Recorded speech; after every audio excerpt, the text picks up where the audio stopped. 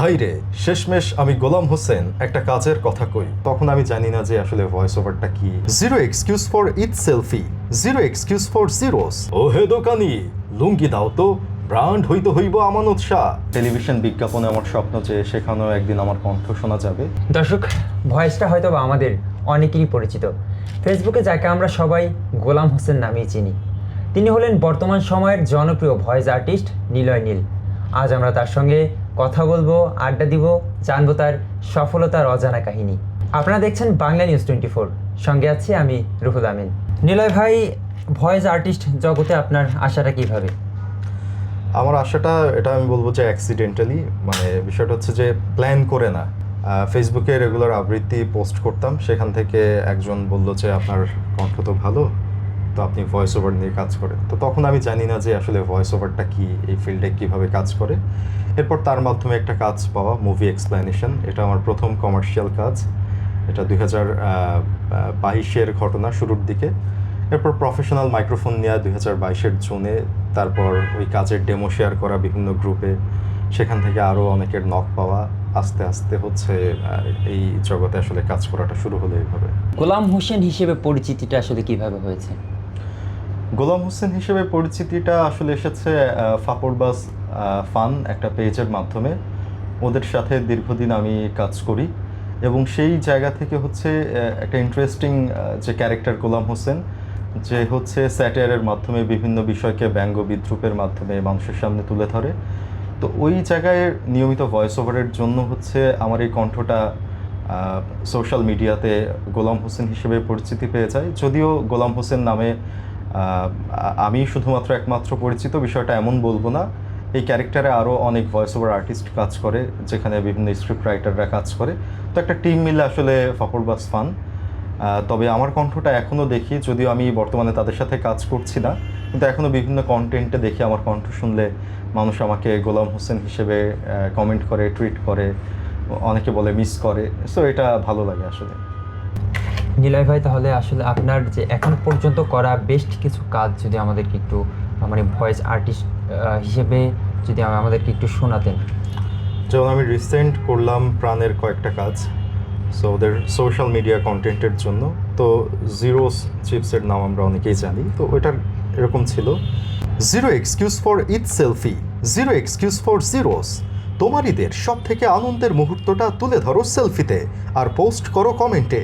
সব থেকে সেরা সেলফি বাজের জন্য প্রাণ জিরোসের পক্ষ থেকে থাকবে আকর্ষণীয় পুরস্কার।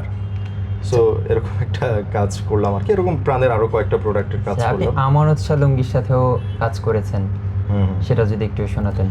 আচ্ছা, আমানত শাহ লুঙ্গিটার কাজটা খুবই ইন্টারেস্টিং একটা কাজ। ইনফ্যাক্ট এই গল্পটা আমার লেখা ছিল, আর এটা ছিল একটু পুরান ঢাকার একটা গল্প। তো ওখানে 3টা ভয়েস ওভার, ওই 3টাই আমি করি আর কি। যেমন, দোকানে গিয়েছেন জামান সাহেব, জামাইয়ের জন্য লুঙ্গি কিনবেন। ও হে দোকানি, লুঙ্গি দাও তো, ব্র্যান্ড হইতে হইব আমানত শাহ। জামাই আমার দেখতে পুরা সালমান শাহ। ব্র্যান্ড তো সমস্যা না কাকা, 2 রকম দামে আছে, কাছাকাছি দামে। তো এরকম করে আর কি 3টা একটা গল্পর আকারে আসলে বিজ্ঞাপনটা হয় আর কি। এই যে ভয়েস আর্টিস্ট, এই পেশার আসলে ভবিষ্যৎটা কেমন? ভয়েস ওভার সেক্টরের ভবিষ্যৎ আমি বেশ ভালোই দেখি, বাট একটু কিন্তু তৈরি হয়েছে রিসেন্ট। আপনি দেখেছেন যে আর্টিফিশিয়াল ইন্টেলিজেন্সের বিষয়টা বেশ ব্যাপকভাবে এখন মার্কেটে ট্রেন্ডিং একটা বিষয়। তারপরও যারা ভালো কাজ করছে, কোয়ালিটি কাজ করছে, তাদের জন্য এই সেক্টরটা দুর্দান্ত একটা সেক্টর। বিকজ ভয়েস ওভারের কাজের ক্ষেত্রটা বিশাল। আপনি যদি নিউজ দেখেন, ডকুমেন্টারি, প্রচুর digital content, dubbing industry, cartoon industry, বিজ্ঞাপন, যেহেতু বিজনেসের পরিধি বাংলাদেশে এখন ছোট বড় মিলিয়ে বাড়ছে, জনসংখ্যা অনেক অনেক বড় একটা কমিউনিটিকে বিজনেস সার্ভ করতে হয়, সেক্ষেত্রে বিজনেসের প্রচার প্রসারের জন্য এই যে বিজ্ঞাপন সেক্টর। সো কাজের জায়গাটা অনেক বড়, কিন্তু অবশ্যই আপনাকে কোয়ালিটিফুল এবং আপনার এমন একটা ব্র্যান্ড ইমেজ তৈরি করতে হবে যেটা আসলে আপনার কাজের সুযোগটা আরও অনেক বেশি বাড়িয়ে তুলবে। নিলয় ভাই, আপনার নেক্সট প্ল্যান কি রয়েছে?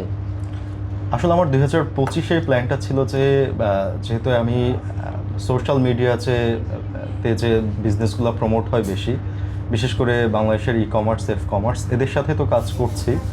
আর পাশাপাশি আমি ব্র্যান্ডের জন্য আরও কাজ করা এবং টেলিভিশন বিজ্ঞাপনে আমার স্বপ্ন যে সেখানেও একদিন আমার কণ্ঠ শোনা যাবে। ভয়েস ওভার নিয়ে, এটাই আসলে পরিকল্পনা। আর যেহেতু লেখালেখি করি, সো আরও অনেক চমৎকার বিজ্ঞাপনের গল্পও লিখতে চাই আমি। সম্প্রতি আপনি একটা গানও লিখেছেন, গান লিখছেন, বই লিখছেন, সব কিছু আসলে কিভাবে যাচ্ছে এখন এই মুহূর্তে? সো বইয়ের কথা যদি বলি, আমার প্রথম বইটা এবার অন্বেষা প্রকাশন থেকে এসেছে বইমেলাতে, এক নিঃশ্বাসের গল্প। ছোট গল্পের একটা সমন্বয়, 22টি ছোট গল্প রয়েছে ওখানে। আর গানটা লিখেছিলাম, বেসিক্যালি এটা পুঁথি গান। এবি পার্টির জন্য আসলে এই পুঁথি গানটা আমার লেখা হয়, যেটা অলরেডি পাবলিশ হয়েছে সোশ্যাল মিডিয়াতে।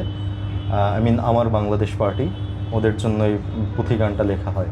এছাড়াও এর আগে আমি বাংলাদেশ আর্মির জন্য গান লিখেছি, যেটা তাদের 2020-এ করোনাতে তাদের বাংলাদেশ আর্মির অবদান নিয়ে, সেটা তাদের সোশ্যাল মিডিয়া, যে আমাদের যে ভেরিফাইড তাদের বাংলাদেশ আর্মির ফেসবুক পেজ, সেখান থেকে পাবলিশ হয়েছিল। ডিজিটাল বাংলাদেশ ফেয়ারের থিম সংটা লিখেছিলাম 2020-এর দিকে। সো এভাবে চলছে আর কি লেখালেখি।